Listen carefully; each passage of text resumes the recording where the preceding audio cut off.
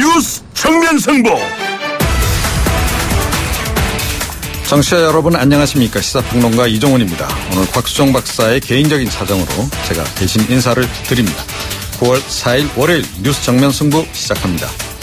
오늘은 청취자 여러분에게 정말 이렇게 묻지 않을 수 없는 날입니다. 모두 안녕들 하십니까? 네, 오랜만에 들어보시죠. 낮에 은행에 잠시 들렸는데요. 언뜻 단어 하나가 날아와서 귀에 꽂혔습니다. 전쟁. 네, 휴전 중인 나라에서 전쟁이란 단어가 뭐 새롭겠습니까? 그런데 오늘은 피부에 와서 확 닿더라고요. 만약에 전쟁이 나면 무엇을 해야 하지? 내 가족 안전 지키려면 또 무엇을 해야 할까? 오늘은 우리 국민 모두 이런 생각을 한 번쯤 하지 않았을까 이렇게 생각을 합니다. 단 한 명의 독재자 때문에 남북한의 수천만 주민이 고통받는 웃지 못할 상황. 더 이상 참기 힘들다면 우리 스스로 나서는 수밖에 없겠죠. 왜냐고요? 우리는 언제나 그렇게 분연히 떨쳐 일어나 위기를 극복해 왔기 때문입니다. 마음속으로나마 조그만 전의를 다시 한번 다져보는 그런 하루였습니다.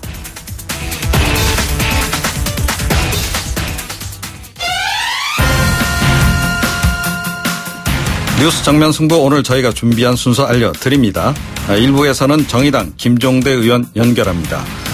북한의 6차 핵실험 관련해서 오늘 국회 국방위원회가 현안 보고 국방부로부터 받았죠. 이번 6차 핵실험에 대한 분석 결과 또 이와 관련한 여러 가지 대북정책 방향에 대한 의견들 한번 들어보도록 합니다. 그리고 가수 고 김광석 씨의 이야기를 다룬 영화 한 편이 개봉을 했는데요. 이 사망 원인에 대해서 의구심이 다시 높아지면서 관심이 지금 아주 고조되고 있습니다. 당시 MBC 기자로 취재를 시작했고 지금까지 끈질기게 사건을 추적한 이상호 감독 2부에 연결해서 자세한 얘기 나눠봅니다. 3부와 4부 팩트 진검승부 트루맨 시간에는 시사인 고재일 기자 그리고 팩트체크 전문 미디어 뉴스톱 김준일 팩트체크와 함께 6차 핵실험 이후 다시 확산되는 전술핵 재배치 그리고 핵 잠수함 도입 가능성 한번 점검해 봅니다.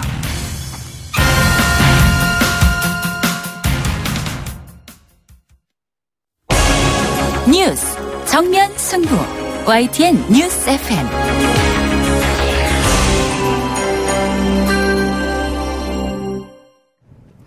오늘 국회 국방위원회가 국방부로부터 이 긴급 현안 보고를 받았습니다. 북한의 6차 핵실험 관련 내용이었고요. 그래서 오늘 정의당 김종대 의원 연결해서 이야기 한번 들어봅니다. 안녕하세요. 예, 안녕하세요. 아니 군사 전문가시니까요. 이번 6차 핵실험 예상하셨습니까? 핵실험은 저도 언론이나 이제 SNS에다가 구구절의 고비다. 그때까지 네. 북한의 의지가 있어 보인다. 이런 이야기를 했고요. 오늘 국방위에서도 징후를 미리 파악하고 있었다고 그랬고 또 며칠 전에 국회 정보위에서도 핵실험 징후가 있다고 이미 보고가 된 상태였습니다. 네. 그런 만큼 이 핵실험 가능성을 간과했다 그러면 말이 안 되는 것이죠. 네, 알겠습니다. 이 자유한국당이 MBC 김장겸 사장 체포영장 발부에 항의를 해서 지금 보이콧을 지금 하고 있는데 말이죠. 오늘 국방위에 어떻게 다 나오셨던가요?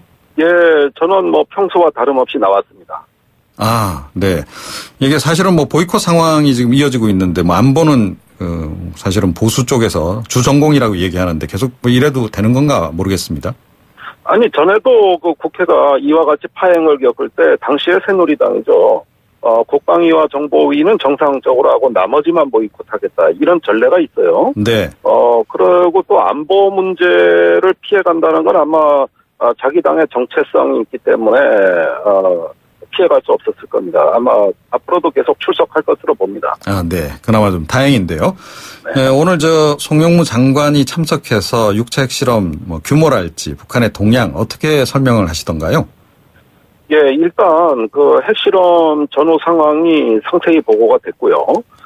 지금 북한에서 6차 핵실험을 사전에 징후를 알았고 그다음에 이 폭발 규모가 지금 국가마다 다르지 않습니까? 네. 그런데 가장 가까운 지지관 측소가 우리나라이기 때문에. 그렇죠. 예, 외국에는 오차가 많기 때문에 50킬로톤의 폭발 규모라는 그 수치는 신뢰한다. 이렇게 이야기하면서 앞으로 미국의 전략자산 추가 배치라든가 몇 가지 계획을 밝혔습니다. 네. 의원님 보시기에는 이번에 핵실험한 것 수소탄 맞습니까? 예, 수소탄이라고 북한에서는 하는데 엄밀하게 얘기하면 수소탄이 아니고 증폭 핵분열탄이라고 합니다. 네. 이거는 수소폭탄의 전 단계입니다. 그러니까 수소 3중 수소를 융합시켜서 약간 작은 핵폭발로 고온고압으로 융합을 시켜서 거기서 나오는 중성자로 다시 제2차 핵분열을 일으키는. 네. 이렇게 하면은 핵분열의 효율이 아주 높아집니다. 우라늄탄이 이제 히로시마에 투하됐을 때 실제 핵분열은 5%밖에 안 됐거든요. 아, 네. 그런데도 그렇게 엄청난 위력을 발휘했거든요. 그런데 핵분열의 비율을 높이면 적은 핵물질로도 엄청난 파괴력을 발휘하기 때문에 이 증폭 핵분열탄은 상당히 높은 수준의 무서운 핵무기라고 할 수 있는 것이죠. 네. 뭐 그렇다면 7차 핵실험 가능성 또 어떻게 보십니까?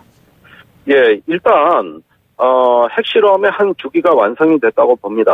그런 만큼 지금 북한에서 추가 핵실험에 대한 최고 권력자의 그 지침이라든가 언급이 안 나오고 있기 때문에 네. 당분간은 좀 시간적 여유가 전 있다고 봅니다. 7차 핵실험에 대해서는 아직까지는 징후는 없다. 여기까지 말씀드리겠습니다. 네. 그러나 가능성을 배제할 수는 없다. 이렇게 봐야 되겠죠?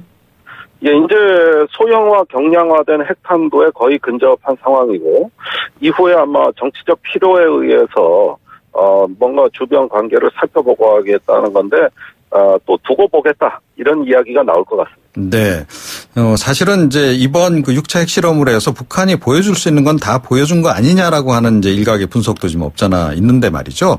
하지만 그래도 뭐 또 추가 도발이 있을 수 있다. 그러니까 이번엔 제대로 된 ICBM을 쏘아 올릴 가능성도 있다. 뭐 이런 얘기가 나오는데 어떻습니까? 그 징후라든가 이런 거 좀 포착을 하신 게 있으신지요? 아닙니다. 오늘 국방위에서도 그런 특이 동향이 언급된 건 없고요. 단지 완성됐다고 합니다만 아직까지 북한이 보여주지 못한 기술이 있습니다. 네.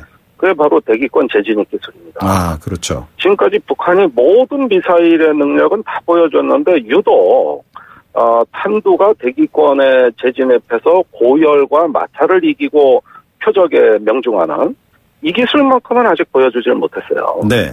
그렇다면은 이 기술을 추후에 어떤 정치적 카드로 해서 계속 어떤 기술이 발전된다면 그때 가서 하나의 카드로 쓰지 않을까.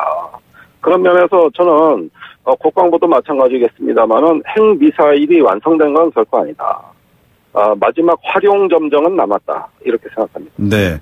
그리고 사실은 이번 그 6차 핵실험 직전에 오히려 잠수함을 활용해서 SLBM 시험 발사할지 모른다라는 얘기가 또 파다하게 또 한번 돌았던 적이 있지 않습니까? 네. 그 가능성은 어떻게 보세요? 네, 북한의 SLBM은 이미 수중 발사를 해서 500km를 비행을 했고요. 그것이 이제 지상 발사형으로 변형돼서 북극성 2호라는 고체 연료 미사일의 신뢰성을 입증했습니다. 네.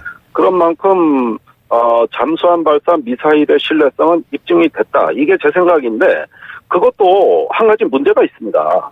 이 잠수함 발사 미사일은 완성됐는데 그걸 탑재할 수 있는 잠수함이 있느냐는 거예요. 아, 네. 지금 북한의 2,000톤급 잠수함은 고래급 잠수함이라고 부릅니다. 그런데 이것이 한 척이 지금 시험 가동에 있지 아직 실전 배치된 게 아니고 그다음에 잠수함 발사 미사일을 한 발만 탑재할 수는 없습니다. 예비 물량까지 해서 2발 혹은 3발을 탑재해야 되는데 그만한 공간이 나오려면은 2,000톤에서 3,000톤급 잠수함을 보유해야 됩니다. 네. 그런데 북한이 아직까지 그러한 잠수함 단계로 나가지 못했다. 그래서 화살은 있는데 활이 부족한 그런 상황이기 때문에 오히려 저는 잠수함 발사 미사일보다는 그 운반 수단인 잠수함 자체가 언제 나올 수 있느냐. 이게 더 어려운 난관일 거라고 봅니다. 네, 그 잠수함을 지금 건조 중에 있다 이런 얘기도 사실은 좀 나오지 않았습니까? 이 부분에 대해서 한미 정보당국의 판단이 명확치가 않습니다. 그런데 미 측에서는 일단 한 척을 시험 가동 중에 있다는 이야기까지는 확인을 해줬어요. 네. 그러나 이 잠수함이라는 무기가 실전 배치되는 건 굉장히 어려운 일입니다. 굉장히 그 고난도 기술에다가 위험 요인이 많기 때문에 이 정도 잠수함이 과연 실전에 배치되느냐 이런 것들은 앞으로 조금 더 지켜볼 여지가 있습니다. 네. 이 또 다른 그 논란이 되고 있는 사안이, 그러니까 과연 이 문재인 대통령이 설정한 그 레드라인을 넘은 거냐 아니냐, 이거 좀 굉장히 말이 많은데 어떻게 보십니까? 그 문제가 계속 그 논란이 되는데, 사실 우리 정부 공식 입장은 레드라인이란 건 없거든요. 네. 그리고 문재인 대통령이 얘기한 레드라인은 뭡니까? 핵탄두가 ICBM에 탑재돼서 실전 배치되는 단계 아닙니까? 그거는 모든 단계의 마지막 단계잖아요. 그렇죠. 그러면 마지막 단계가 레드라인인 건 당연한 거 아닙니까? 뭔가 중간 단계의 레드라인을 거야 의미가 있는 것이지, 모든 게 다 끝난 상황을 레드라인으로 한다는 건 전 이해가 안 가거든요. 네. 차라리 그러지 말고 핵탄두 소형화 단계가 레드라인이다. 이러면은, 그럼 다음 단계로 못 나가기 위해서 여기서 차단해야 되는 거구나. 이런 기준선은 되겠죠. 근데 마지막에 다 배치 끝난 걸 갖다가 레드라인이라고 그러면은 레드라인의 의미는 없는 것이죠. 그런 면에서 이거는 잘 논리적인 모순이 있고, 최종 단계라고 그냥 표현해도 괜찮을 걸. 굳이 레드라인 이렇게 얘기를 해버리니까 우리가 마치 그럼 무슨 행동을 해야 되는 격이 돼버렸습니다. 네. 그런데 그런 행동이 실패했을 때 레드라인은 의미가 없는 거잖아요. 그런 면에서 레드라인은 없다고 말했던 문재인 정부 초기 입장이 맞았는데, 공연이 좀 논란이 증폭된 거 아닌가 생각이 됩니다. 네. 관련해서 이제 굳이 레드라인 발언이 아니더라도 코리아 패싱 논란도 좀 있고, 사실은 지금 야권 쪽에서는 청와대 안보라인이 지금 제대로 대처를 못하고 있는 거 아니냐, 이거 경질 좀 해야 하는 거 아니냐라는 얘기도 좀 나오고 있는데 어떻게 보십니까?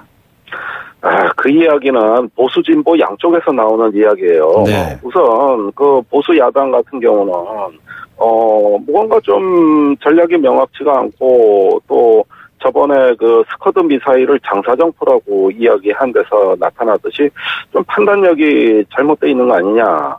그다음에 왜 북한의 대화를 구걸하냐, 이런 식의 논리입니다. 네. 저는 타당성은 없다고 봐요. 그런데 진보 쪽에서는 아니 왜 대화를 얘기하고 전략자산 배치한다, 북한을 압박한다, 이 얘기만 하느냐, 이렇게 또 반대 경질 요구가 있어요.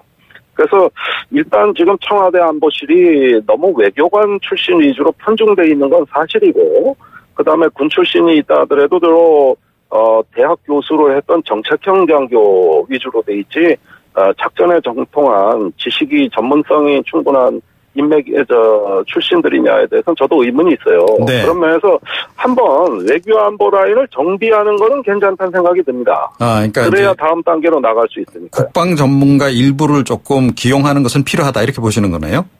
예, 스커드 미사일을 장사정포로 얘기한 건 있을 수 없었던 실수였습니다. 네. 그리고 또 다른 지금 민감한 문제가 이 전술핵 재배치, 이 많은 전문가들이 또 이게 필요하다라고 또 주장도 하고 나오고 있는데 어떻게 보십니까, 이거? 우선 이 주장 자체는 이해가 갑니다만은 그것이 실제 배치된다는 데는 전혀 동의할 수 없습니다. 미국이 핵 전략을 바꿔야 전술핵을 전진 배치할 수 있는 건데, 네. 현재 미측으로부터 어떠한 그런 검토를 한다는 이야기도 들어본 적이 없고 개연성도 희박하거든요. 그래서 자꾸 이런 문제에 대해서 우리가 마치 미국의 떼를 쓰는 식으로 이게 이야기가 나오는 것이 아닌가 해서 우려가 되고, 네. 그 다음 스텝이 있는 것 같아요. 전술핵 배치가 좌절됐을 때 핵무장론, 이게 이제 자유한국당이 얘기하는 무장평화론의 한 축을 이루고 있는데, 그 독자적 핵주권을 확보하는 방향으로 가려고 이 주장을 하는 것은 아닌가. 이런 점에서 다소 좀 저는 핵 확산이란 관점에서 보면 우려되는 점이 있습니다. 그러니까 핵무장론은 아주 원천적으로 받아들일 수 없다, 이렇게 생각하시는 건가요, 그럼?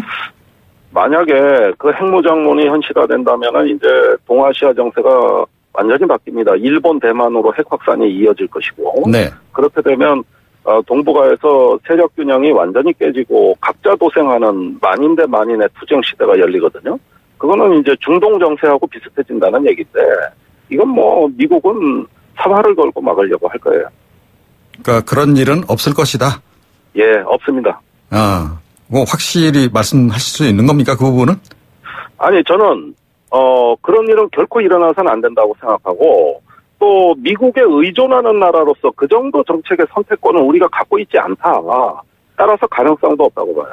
가능성이 별로 없는 얘기다. 예, 그럼 뭐 동맹 파기를 각오해야 되는데. 알겠습니다. 예, 그건 뭐 현실성이 없죠. 예, 오늘 말씀 잘 들었습니다. 네, 감사합니다. 정의당 김종대 의원이었습니다. 네, 2부로 다시 돌아오겠습니다.